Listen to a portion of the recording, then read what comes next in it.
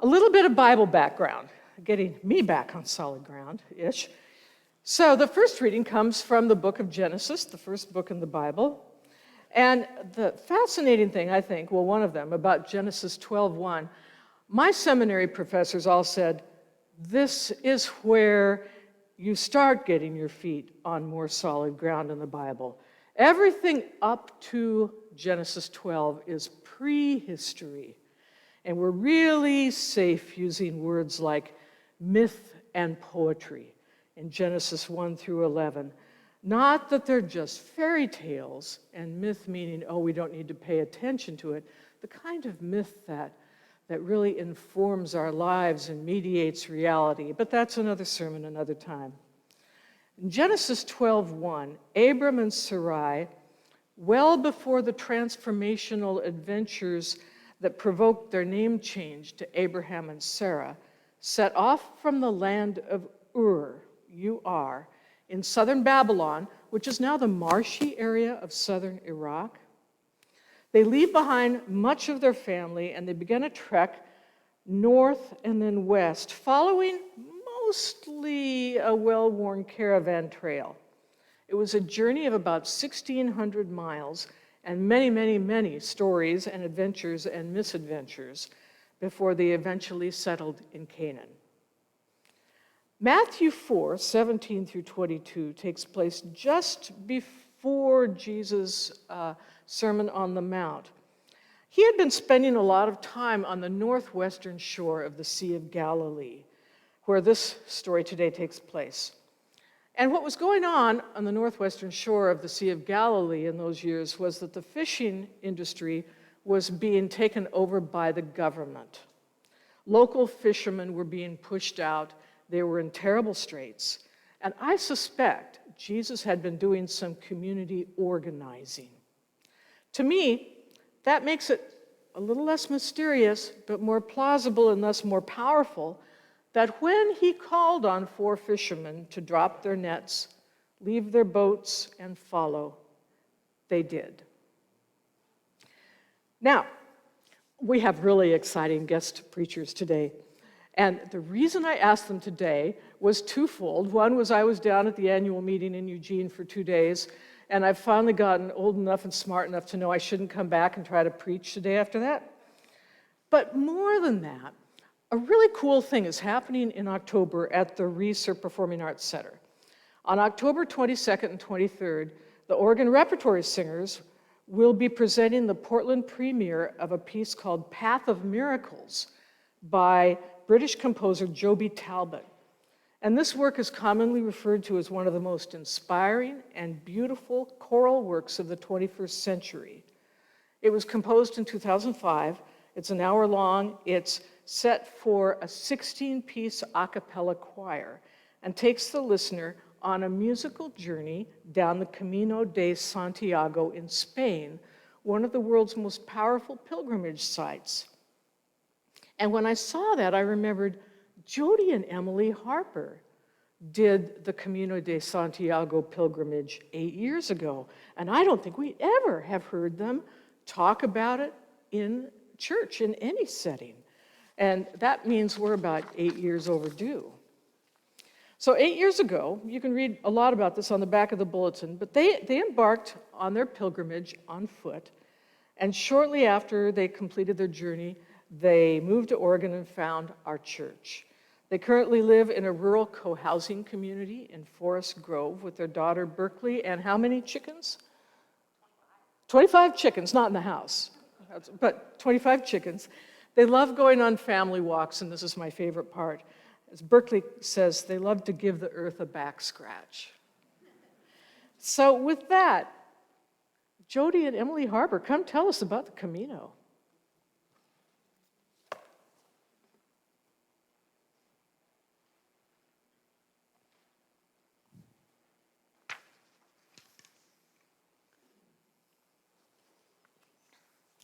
Oh, we'll hear the scripture first. Yeah.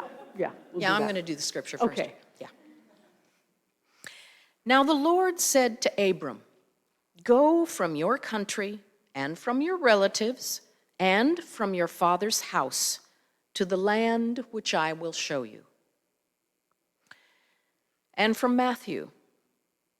From that time, Jesus began to preach and say, "Repent, for the kingdom of heaven is at hand." Now, as Jesus was walking by the Sea of Galilee, he saw two brothers, Simon, who was called Peter, and his brother Andrew, casting a net into the sea, for they were fishermen. And he said to them, "Follow me, and I will make you fishers of people." Immediately they left their nets and followed him. Going on from there, he saw two other brothers, James and his brother John, in the boat with their father Zebedee, mending their nets. And he called them. Immediately they left the boat and their father and followed him.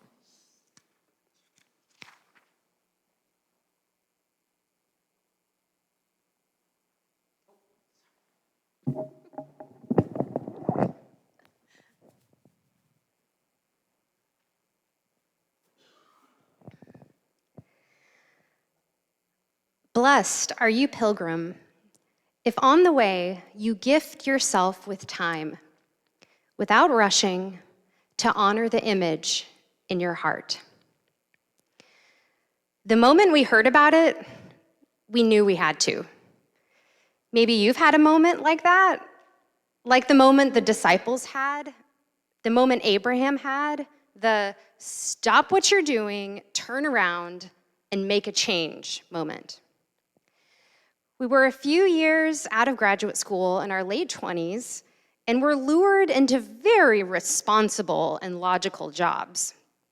We'd bought a sweet little house in Tennessee in a quaint southern neighborhood. We were building our little American dream. From the outside, all looked well. We were following all the right steps, and yet we knew that we were going in the wrong direction. Then, after the all-too-sudden death of a close friend, the call to find a more meaningful life felt even more urgent. If we didn't turn around now, it would only get harder to walk away. So we quit our jobs, sold our house, and put everything we owned in storage. And then we bought a plane ticket to Europe, and we started walking. Blessed are you, pilgrim, if you discover that a step back to help another is more valuable than 100 forward without seeing what is by your side. The Camino is divided into 3 stages, each one about 300 kilometers. The first is said to test your body, the middle to test your mind, and the last to test your spirit. The first 3 days, where you hike out of France, over the Pyrenees Mountains into Spain, are notoriously the hardest. The first 100K of the French route consist of rugged, exposed mountains, steep, wooded hills, and fertile river valleys and lowlands extending from Saint-Jean-Pied-de-Port to Burgos. The landscape tests and conditions the body at the same time. For every blissful moment of sun-drenched joy, there is an inversely correlated moment of pain-hazed doubt. Thus, many pilgrims' main focus during the first section of the Camino is getting used to the physical demands of long-distance walking. But the human body is designed for biped motion. Walking has carried us, as a species, to the far corners of the earth. Most of us have been doing this since we were a year old. It's only 1 foot in front of the other. How hard can it be? In the first days, strangers help each other a lot, offering water to those passing by, reminding our fellow pilgrims of our goal and that there's no need to rush or hurry. This is not a race, as much as the momentum of excitement of the first few days might feel like it. Blessed are you, pilgrim, if you discover that the Camino opens your eyes to what is not seen. The whole Camino route is marked by yellow arrows painted on almost every surface imaginable, pointing us to our goal. We follow the path, arrow by arrow, trusting that each one will get us to the next sign. You have to keep your eyes peeled for the yellow paint, sometimes hidden behind a tree or lightly spray painted on a rock on the side of the road. You walk and you look, and you trust that that splash of yellow will get you where you need to go next. You don't know when the next arrow will show up, though. So on long stretches, you're left wondering, am I going the right way? Did I miss the sign? Do I just keep walking in faith that the yellow arrow will show up? The scallop shell, the official symbol of the Camino, represents the 5 fingers of an open hand, ready to give and receive with full openness. Each pilgrim carries one on the outside of our pack to remind us of this as we walk. But for us, we didn't have specific questions we were seeking answers to. Rather, we were going with an open heart, ready to receive whatever insight was to be given. We had no idea what we were supposed to do next. We had no jobs, no home to come back to. We felt like there was something waiting for us, but we couldn't quite discern what that was. On our 4th day, we took an unexpected detour to hike up to an abbey of the Sisters of the Sacred Heart. They gave us the pilgrim blessings you're hearing today, wishing us well on our journey. Then they invited us to quietly listen as one of the oldest bells in Spain rang out across the valley. I can still feel those vibrations in my body when I think about it now.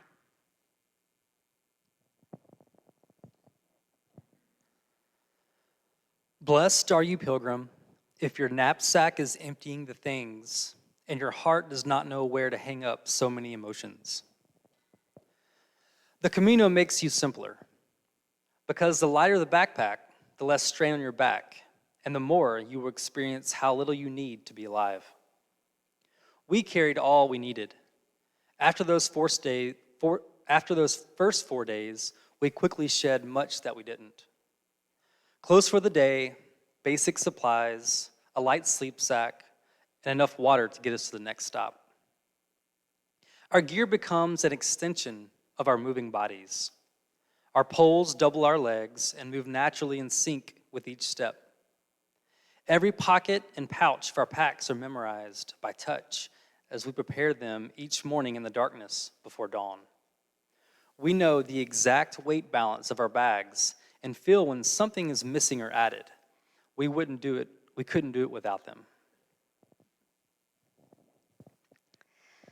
Blessed are you, pilgrim, if what concerns you most is not to arrive, but to arrive with others.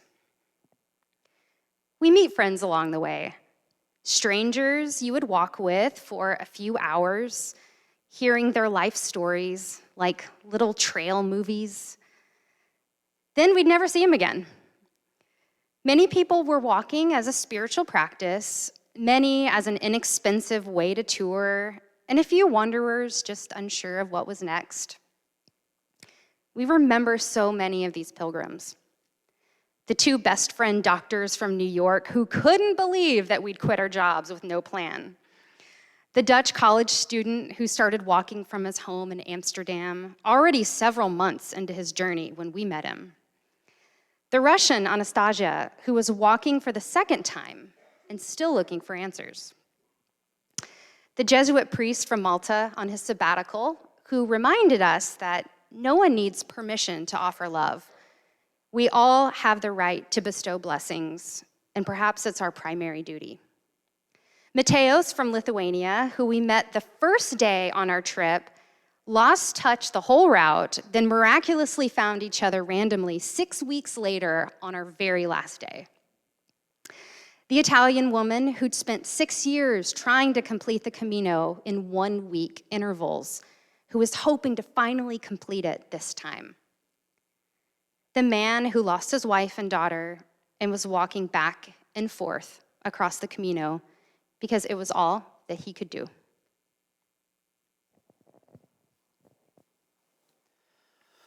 Blessed are you, pilgrim, when you discover the Camino is full of names and dawns. The Camino makes demands on you. You must get up even before the sun in spite of tiredness and blisters. You must walk in the darkness of night while dawn is growing. You must get just the sleep that you need to keep going.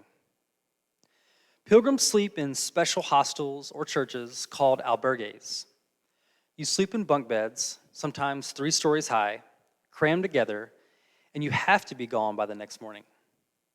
Then you start walking again, hoping there will be a bed at the next place you stop.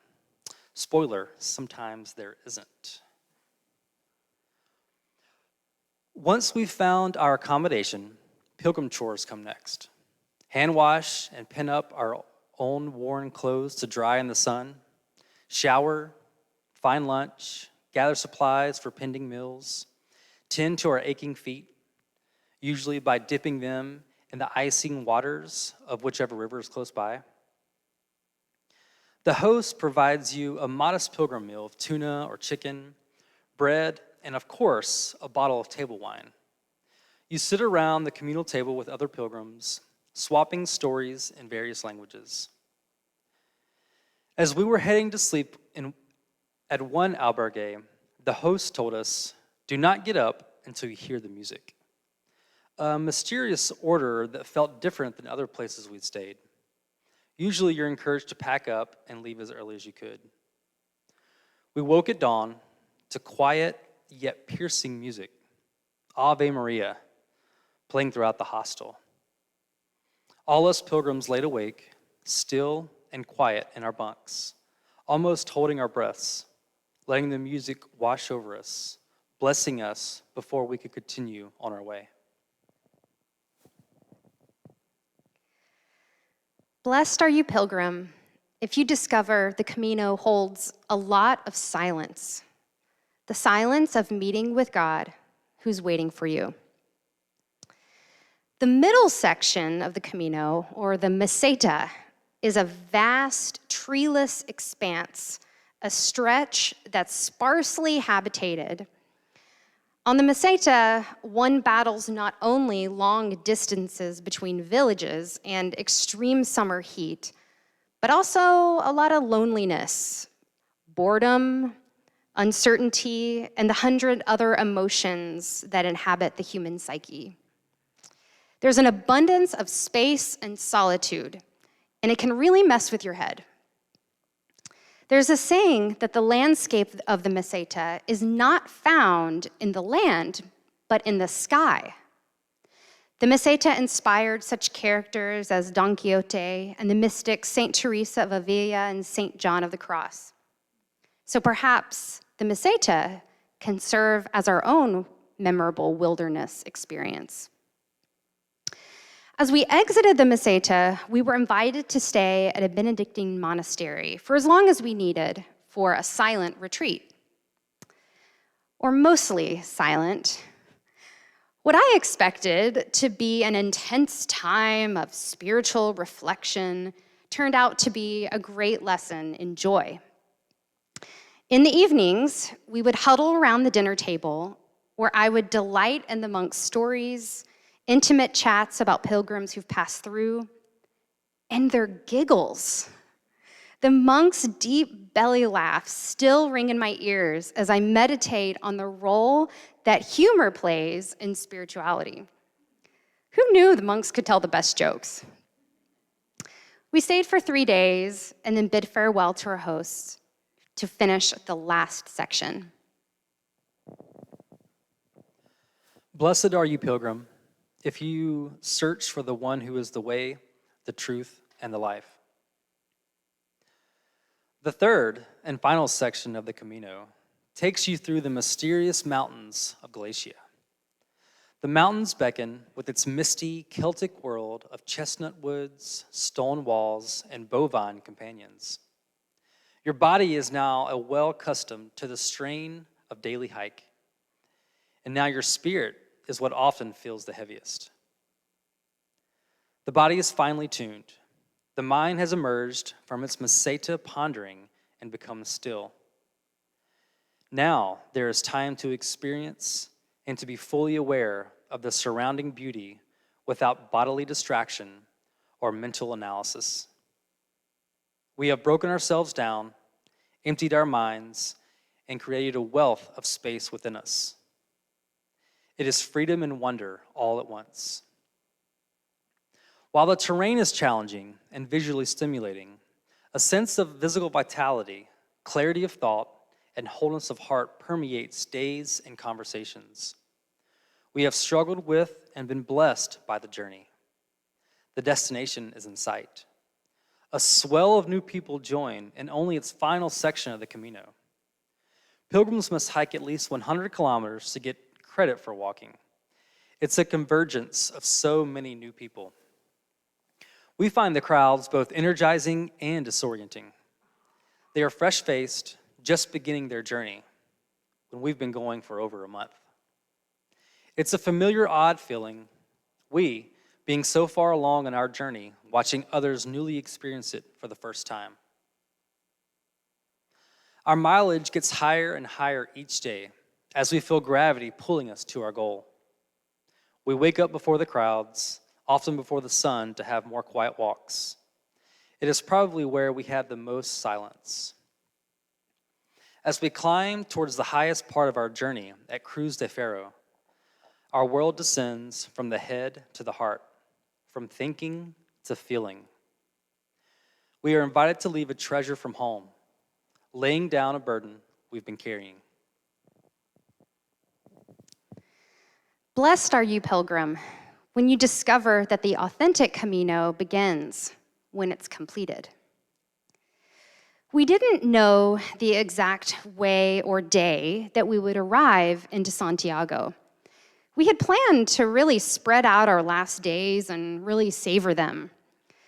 But instead, one morning over coffee and toast, we looked at each other and both decided that today was going to be the day. Despite the 35 kilometers we had to cover in the midst of a really aggressive rainstorm. We arrived into Santiago, taking the last steps through the streets, looking for the Cathedral Santiago de Compostela, while others went about their normal days and routines. We were emotional, tired, and relieved. We attended Pilgrim Mass and shared a really satisfying meal with other pilgrims who had arrived that day. And then we rested. While the official ending of the Camino is the Cathedral in Santiago, many pilgrims walk another 100 kilometers to reach the westernmost coast of Spain. We knew that was our path too. For 47 days, our feet had been the only means of transportation. Our lungs breathed a huge sigh of relief when our toes touched the ocean finally. They call it Finisterre, or the end of the earth.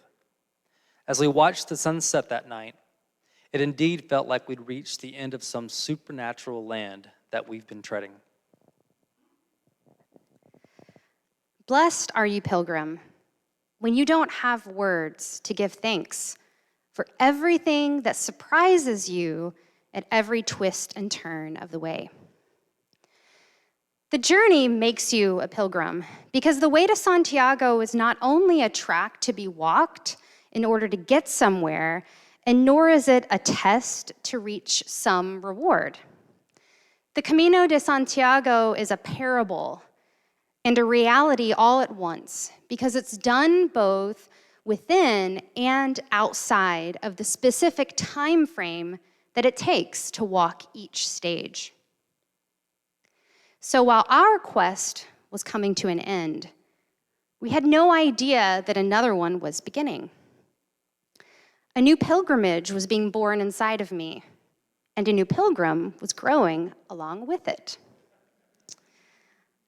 Our daughter, Berkeley, was born 9 months after our Camino ended, a very unexpected souvenir.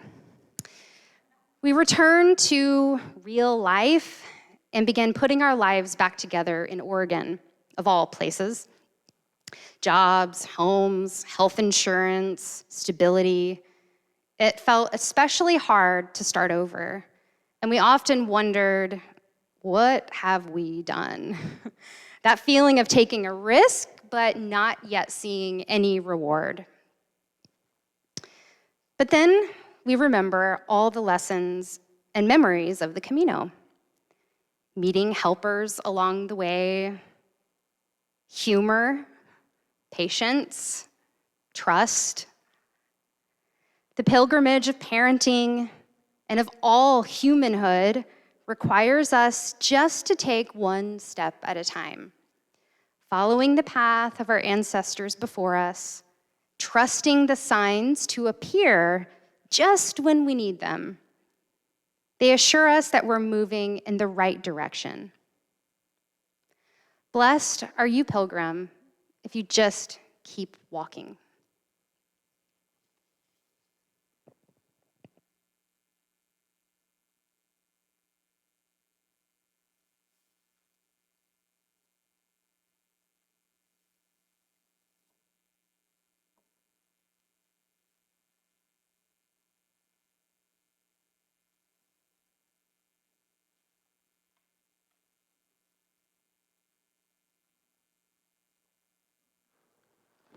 Wow. If ever a sermon deserved holy silence, that was one.